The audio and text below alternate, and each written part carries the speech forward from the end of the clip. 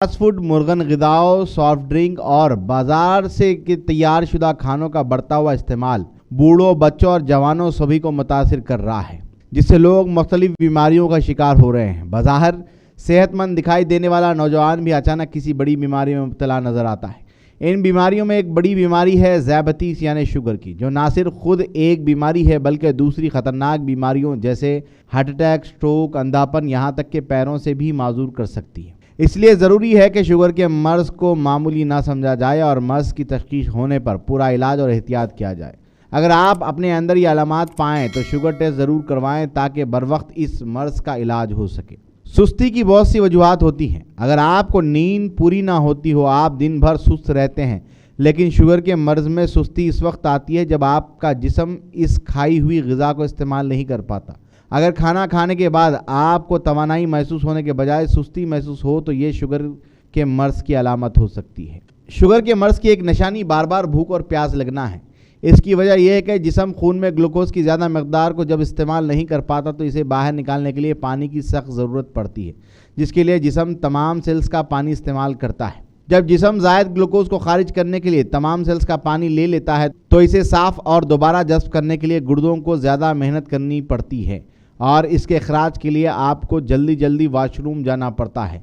दिन रात यही कैफियत होने की वजह से आप डिहाइड्रेशन के साथ थकन का भी शिकार हो जाते हैं और ये मसला आपकी रात की नींद को भी मुतासिर कर सकता है। ये इन्फेक्शन आमतौर पर वेजाइनल टिश्यूज़ में होता है, लेकिन ये जिस्म के दूसरे हिस्सों पर भी होता है क्योंकि ये ईस्ट, पसीने, थूक और पेशाब में शामिल ज़ायद शक्कर को खाता है। लिहाजा मर्द हजरात भी इसका शिकार हो सकते हैं। ये इन्फेक्शन जिल्द पर कहीं भी हो सकता है, लेकिन इन हिस्सों पर ज़्यादा होता है जहां गीलापन ज़्यादा होता है। शुगर के मरीज़ में भी इन्फेक्शन ठीक होने में ज़्यादा वक्त लगता है। इसकी एक और निशानी है आँखों का धुंधलापन। आँखों को भी सही तरह का काम अंजाम देने के लिए पानी की ज़रूरत होती है। शुगर की वजह से आँखों में हो जाने वाली खुश्की की वजह से धुंधला नज़र आने लगता है। सही और बुरे वक्त इलाज के ज़रिए इसे ठीक किया जा सकता है, लेकिन अगर इसे ऐसे ही छोड़ दिया जाए तो शुगर की वजह से नज़रों को नुकसान हो सकता है। ज़ख्म ना भरना। क्या आपने ये महसूस किया है कि आपको लगने वाला छोटा सा कट भी बावजूद आपकी कोशिशों के देर तक ठीक हो रहा है?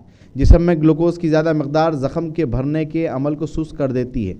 दूसरी तरफ ज़ख्म में पलने वाले बैक्टीरिया ग्लूकोज पर नशोनुमा पाते रहते हैं और ज़ख्म को मुश्किल से छोड़ते हैं।